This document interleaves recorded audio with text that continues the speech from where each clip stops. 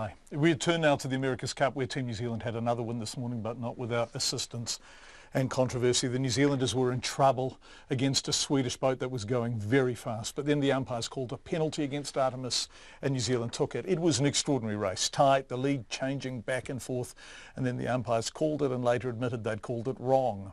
I asked Ken Reid, twice US Yachtsman of the Year, former helmsman with Dennis Conner, and now worldwide America's Cup commentator for NBC, just how wrong the umpires got it.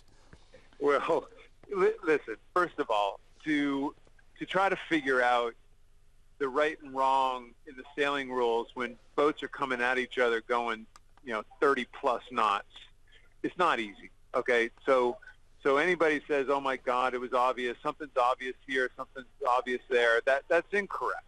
Nothing is obvious when boats are ripping at each other. Now, with that said, I think I'm very proud of the umpires for coming out and saying, you know what, I think we might have made the wrong move, because on television today, for sure, we called. I was surprised. I have to admit. I know just enough about the rules in this modern-day America's Cup that I was surprised. I thought the Swedes were around the outside fine. I thought Emirates Team New Zealand, I don't think they could have gotten to them, and we made the call on television that we disagreed with the call that was made on the water. And sure enough, it sounds like there might have been a bit of a technical glitch.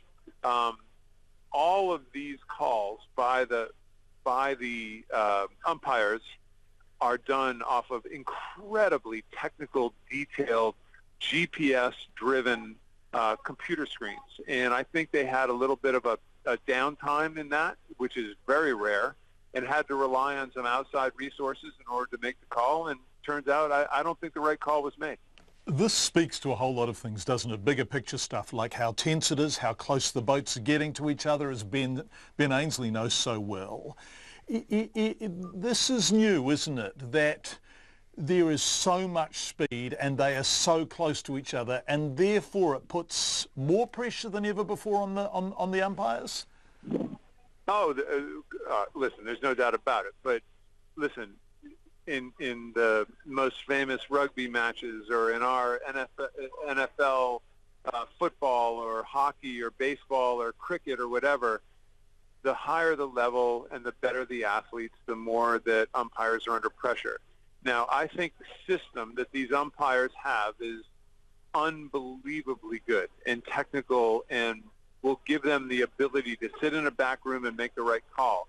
Now, every once in a while, there's going to be a technical glitch, and that technical glitch may have cost a race for Sweden, and may have done good things for Team New Zealand today. But you know what? It's all going to even out in the end. And I personally don't think. I'm very proud of the umpires for putting their hand up, but I would not think going forward that this is going to become a major issue, because I don't know if it's ever happened before, and I'm guessing it's not going to happen again. Right, so Artemis are not going to go home at the end of this first round as a result of losing this race? No. Artemis is too fast. First of all, if I'm a Team New Zealand fan, I'm looking at that race going, Artemis was ripping at times. Yeah. I mean, they were fast. So I'd be more nervous about that than I would be about the right or a wrong call. This is a long haul here, and all these guys have the innovation that's happening by the day. There were 9 passes in that race, which it's unbelievable, actually. That race, forget who won and lost that race. That race was, I hate the word, but that race was epic in sailing history, maybe. And so this is exciting stuff. And I just think, as fans, let's forget who won and lost that race. Let's appreciate how cool that race really was. Ken Reid from Bermuda.